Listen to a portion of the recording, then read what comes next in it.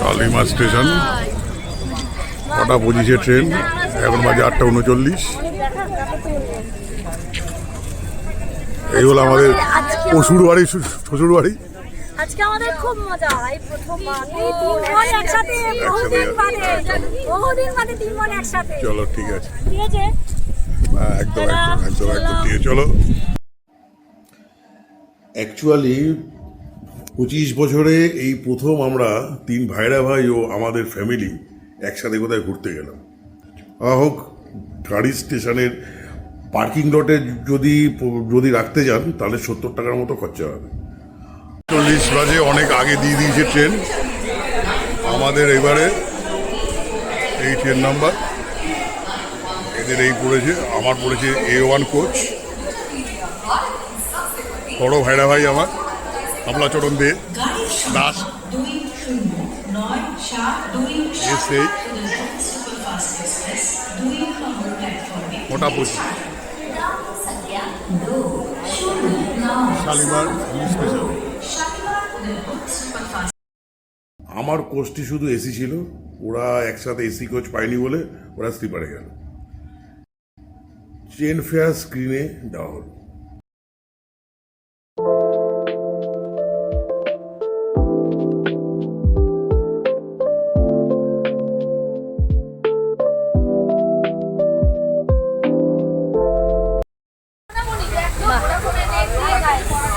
পাক্কা 9:25 আমাদের ট্রেন ছাড়লো শালিমার থেকে।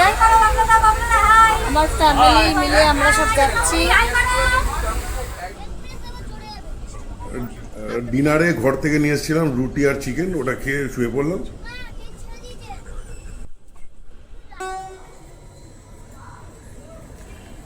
ভুবনেশ্বর স্টেশনে ট্রেন আসার কথা ছিল 4:05, এলো 6:38। চলো দেখা যাক কি হয়।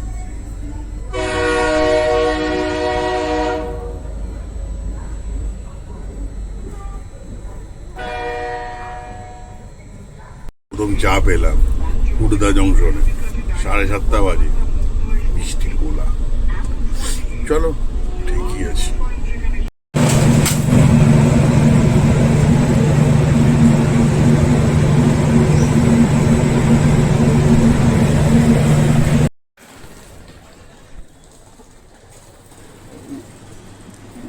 পুরী স্টেশনে শিডিউল টাইম ছিল 6:15 সকাল। কিন্তু ফটোকে বিপদ টাইমে ঢুকেও কোনো একটা স্টেশনের লাইনের কাজ হওয়ার জন্য প্রায় 2 ঘন্টা 45 মিনিট দেরিতে আমরা পুরী স্টেশনে পৌঁছলাম, মানে প্রায় 9টা।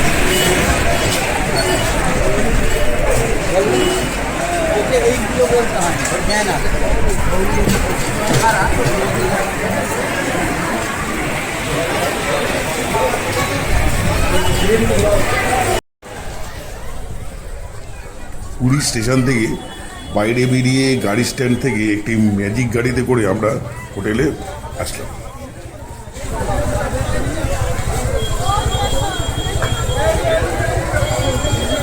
সব শ্বশুরের দল আমাদের।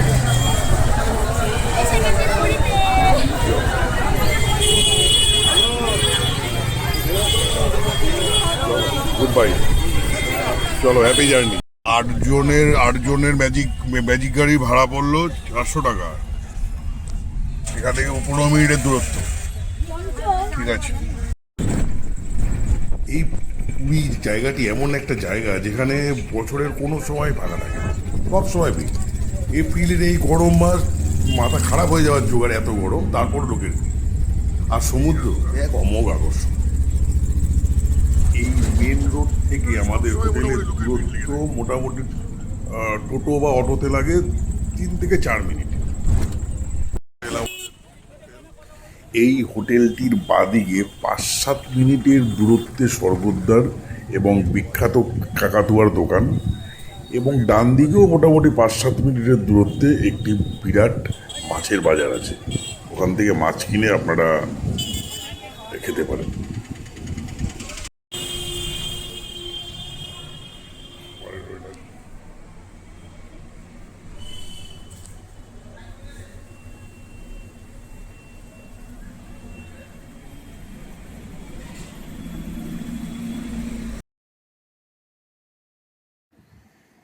এই হোটেলের রুমগুলির ভাড়া পড়লো মোটামুটি আমাদের পার রুম 1600 টাকা পার ডে, পার ডে। আর একটা কথা হলো গিয়ে মোটামুটি প্রতিদিন 6:30 নাগাদ এখানে পরিচারিকা এসে ঘর দৌড় সব পরিষ্কার পরিচ্ছন্ন করে দেয়। তার জন্য একটা টিপস, সামান্য একটা টিপস দেয় ওরা, কিন্তু বেশ ঘর দৌড় বেশ পরিষ্কার পরিচ্ছন্ন করে দেয়। এটা একটা বেশ সুন্দর ব্যাপার।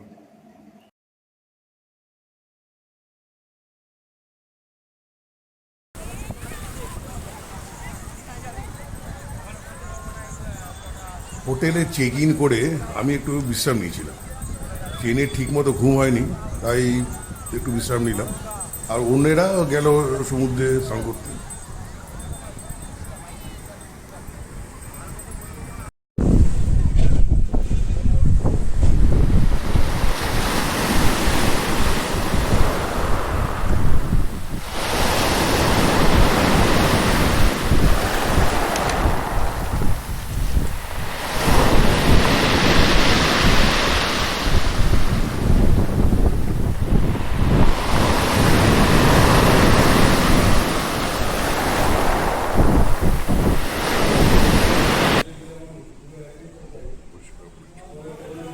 মাছ বা মাংস কিনে এনে বাইরে থেকে যদি রান্না করাতে চান, তাহলে ভাজার জন্য পড়বে 100 টাকা পার কেজি এবং ঝোল বা কারির জন্য পড়বে 150 টাকা পার কেজি।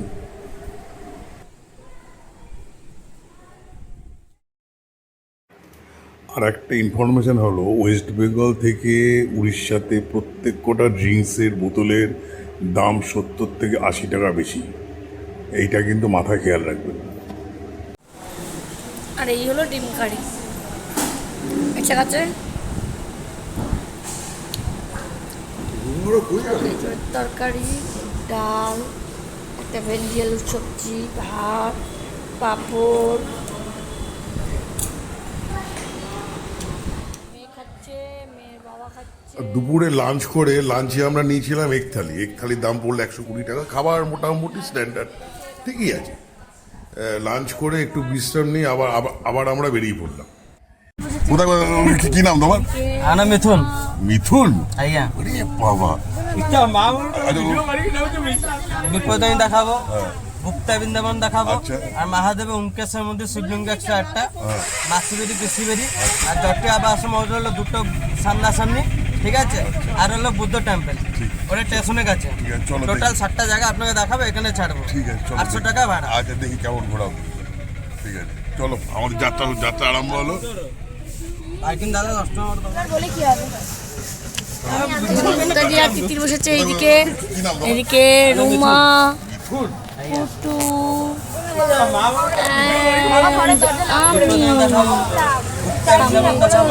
নাম্বার বলো। 9348491545। আর কি নাম তোমার? মিথুন দেবনাথ। মিথুন দেবনাথ, বিউটি। একটা জিনিস যা দেখা গেল তা হলো যে মোটামুটি আমরা যে টোটোতে করে ঘুরছি, ওরা বললো মোটামুটি এই 7টা জায়গায় ক্লিয়ার করতে 3 থেকে 3.5 ঘন্টা লাগবে, এবং প্রত্যেক কটা দূরত্বই মোটামুটি 20-25 মিনিটের মধ্যে, খুব বিশেষ কিছু দূরে না। আমরা প্রথমে এলাম বিপত্তারিণী চণ্ডীবাড়ি বা চণ্ডী মন্দির। গেট দিয়ে সোজা এগিয়ে গিয়ে কয়েক ধাপ সিঁড়ি দিয়ে উঠলাম মন্দিরের ভেতরে। মন্দির থেকে সোজা তাকালে সমুদ্র দেখা যায়। সমুদ্রের ঠিক অপোজিটে মা চণ্ডীর মন্দির।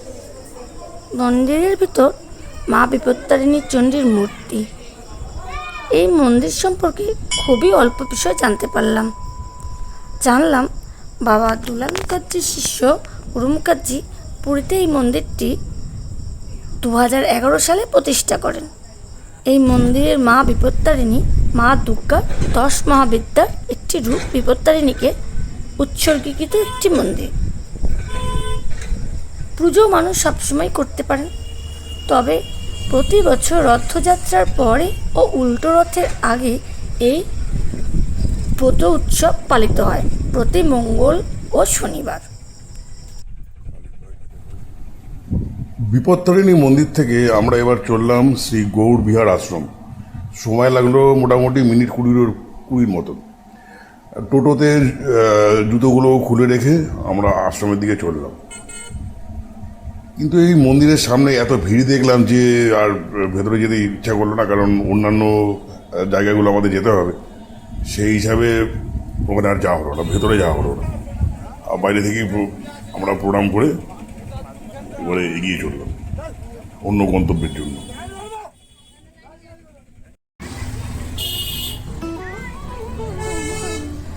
মিনিট 10 সময় নিয়ে আমরা এবার গিয়ে পৌঁছালাম ওমকারেশ্বর টেম্পেলে।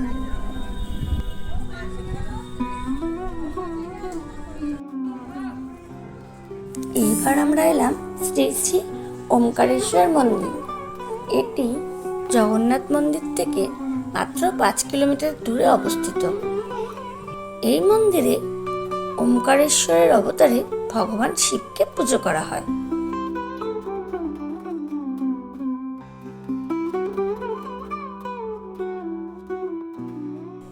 এই মন্দিরের প্রবেশপথে একটি বিশাল নন্দী মূর্তি রয়েছে এবং শিবের তপস্যা করার মূর্তিও দেখতে পেলাম।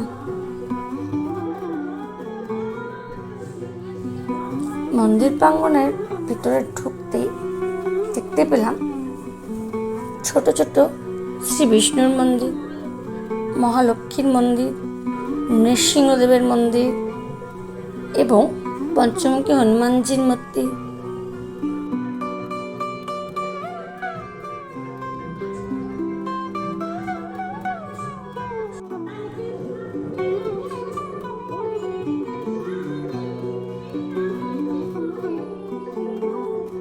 এই বিশাল মন্দির চত্বরটি আমরা ঘুরে ঘুরে দেখছিলাম। দেখলাম আলাদা করে ঘেরানো যজ্ঞ মণ্ডপের জায়গাও রয়েছে। প্রত্যেকটা মন্দির খুব সুন্দর কারুকার্য করা। আমরা যেহেতু বিকালের দিকে এই মন্দিরে ছিলাম, তাই চারিদিকে আলোকসজ্জা, দেওয়াল চিত্র সব কিছু মিলিয়ে ভীষণ খুব সুন্দর, দারুণ লেগেছে।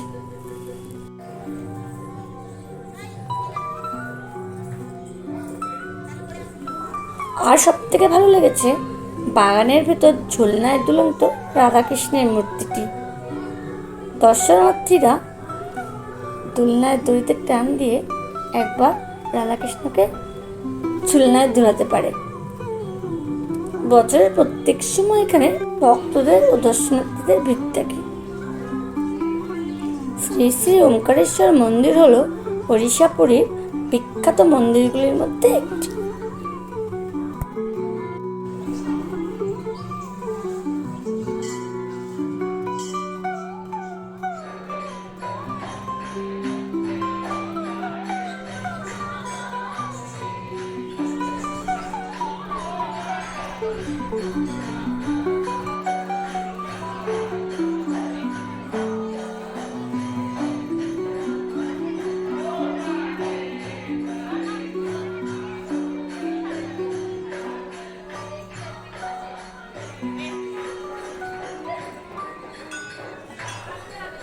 দোলনায় দেখলাম ঝুলন্ত রাধাকৃষ্ণ রয়েছে এবং একটি বিশাল রথের চাকা রয়েছে। মন্দিরের দেওয়ালগুলি নানা দেবতাদের ছবি দিয়ে সাজানো। এখানে বিবাহ ও অন্যান্য শুভ অনুষ্ঠানও অনুষ্ঠিত হয়। এই স্থানের আরেকটি আকর্ষণ হলো 108টি শিবলিঙ্গ। ভেতরে সুন্দর করে সাজানো। ভক্তরা এই শিবলিঙ্গের চারিপাশে ঘুরে পুজো করতে পারেন। এই মন্দিরে মহাশিবরাত্রিতে দূর দূরান্ত থেকে প্রচুর ভক্তরা আসেন।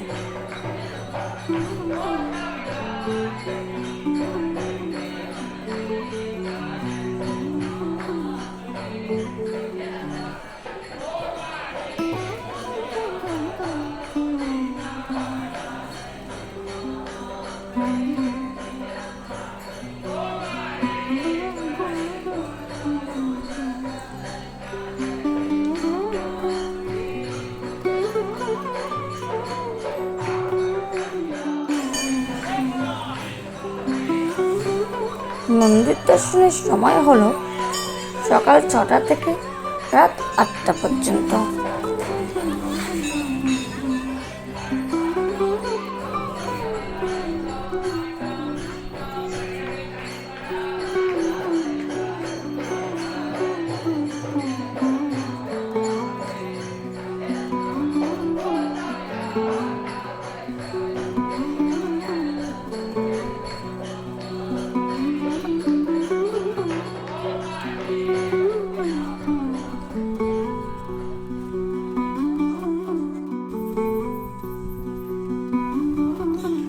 ওমকারেশ্বর টেম্পল থেকে বেরিয়ে এক অভাবনীয় ঘটনা ঘটল। তার কারণটা হলো এই স্থানটি দেখার জন্য আমাদের ড্রাইভার বা আমরা কেউই প্রস্তুত ছিলাম না, এবং আমাদের ছিল না, আমাদের লিস্টের মধ্যে ছিল না। যাই হোক, আমি এই সময় টোটোতে ঠাকুর পরমহংসদেবের গুরু তোতাপুরি কথা জিজ্ঞেস করছিলাম, এবং এমন কপাল 2 মিনিটের মধ্যে ড্রাইভার ভাই বললো এখানে একটা তোতাপুরি বাবার মন্দির আছে। এবং আরও আশ্চর্য যে আমি ওই দিনকার শেষ দর্শনার্থী, আমি ওখানে ঢুকলাম, ঢুকে প্রণাম করার পরেই মন্দিরের দরজাটা বন্ধ।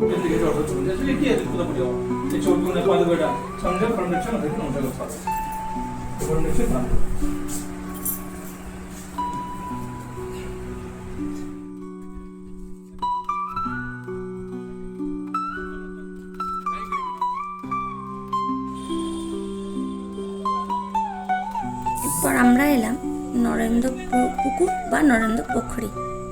এটি উড়িষ্যার বৃহত্তম পুকুর। এখানে টিকিট কেটে মন্দিরে ঢুকতে হয়। টিকিটের মূল্য 10 টাকা। 15 শতাব্দীতে এই পুকুরটি নরেন্দ্রদেব নির্মাণ করিয়েছিলেন, যিনি ছিলেন তৎকালীন পুরীর রাজা। এই বিশাল পুকুরের মাঝখানে একটি দ্বীপের ওপর একটি মন্দির তৈরি হয়েছে, সেটি একটি সেতু দ্বারা সংযুক্ত। আর ঠিক এই মুখে কেটে টিকিট কাউন্টার। এটিকে চন্দনা পুষ্করণীও বলা হয়, কারণ জগন্নাথ, বলরাম দেব ও সুভদ্রা দেবীকে শোভাযাত্রার সাথে মন্দির থেকে নামিয়ে আনা হয় এবং চন্দনের প্রলেপ লাগিয়ে এই পুকুরে স্নান করানো হয়। এরপর নৌকা ভ্রমণ করানো হয়। এই নৌকা ভ্রমণকে চাপা খেলা বলে। এই স্থানে বছরের প্রায় সবসময় ভক্তদের ভিড় থাকে। তাদের অনেকেই এই পুকুরে স্নান করে পুণ্য অর্জন করেন। এই স্থানের অনেক ইতিহাস আছে। চন্দনযাত্রা উৎসবের ঐতিহ্য আরও একটি কারণে বিশেষ হয়ে ওঠে। যখন ভগবান জগন্নাথ নৌকা ভ্রমণ করেন, তখন তাকে 80 টুকরো বিরিয়া পান নিবেদন করা হয়। এই উৎসবের সময় ভগবানকে 56 ভোগও নিবেদন করা হয়। তবে অবশ্যই একটি বিষয়ে সবাইকে সতর্ক করব, এখানে বেশ কিছু লোক আছেন যারা নানানভাবে টাকা চাইতে পারেন, তাই তাদের থেকে সাবধানে থাকবেন। নিজেদের জিনিসপত্র, ক্যামেরা সব সাবধানে রাখবেন।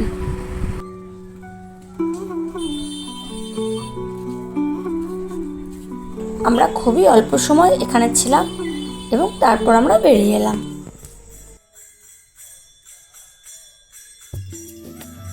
এই নরেন্দ্র পোখরী থেকে 6-7 মিনিটের দূরত্বে আমরা এলাম শ্রী মন্দিরে।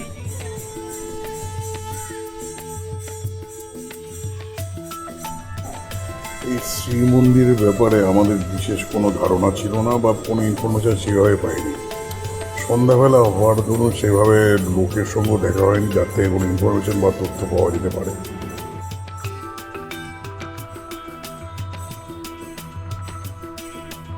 তবে এই মন্দিরের পরিবেশ বেশ সুন্দরই ছিল। কিছুক্ষণ সময় আমরা এখানে কাটিয়ে আমরা জগন্নাথ দেবের মাসি পিসি বাড়ির দিকে চললাম।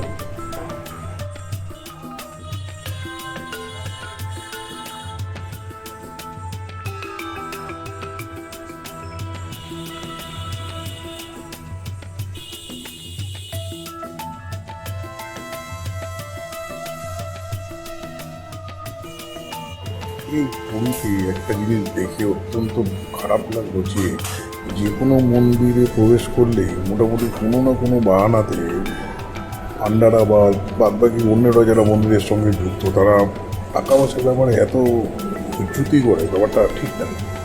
ব্যাপারটা খুব খারাপ লাগলো আমাদের। এই মন্দির থেকে 5-7 মিনিটের দূরত্বে আমরা এলাম গুন্ডিচা টেম্পেলে। এই গুন্ডিচা মন্দির জগন্নাথ দেবের মাসির বাড়ি নামে পরিচিত। এই গুন্ডিচা দেবী মন্দির রথযাত্রার সাথে অঙ্গাঙ্গিভাবে যুক্ত। রথে চড়ে প্রভু জগন্নাথ, বলরাম ও সুভদ্রা 7 দিন মাসির বাড়ি থাকেন। এই গুন্ডিচা মন্দিরের দূরত্ব জগন্নাথ ধাম থেকে মাত্র 3 কিলোমিটার। যেহেতু মন্দির বন্ধ ছিল তাই আমরা ভেতরে যেতে পারলাম না। যদি কখনো সুযোগ হয় আমরা আবার আসবো।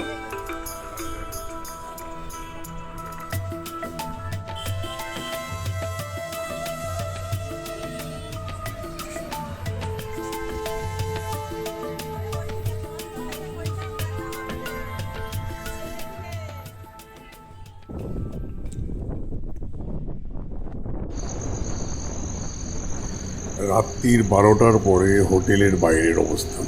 আচ্ছা বন্ধুরা, একটা ইনফরমেশন দিতে আপনাদের ভুলে গেছি।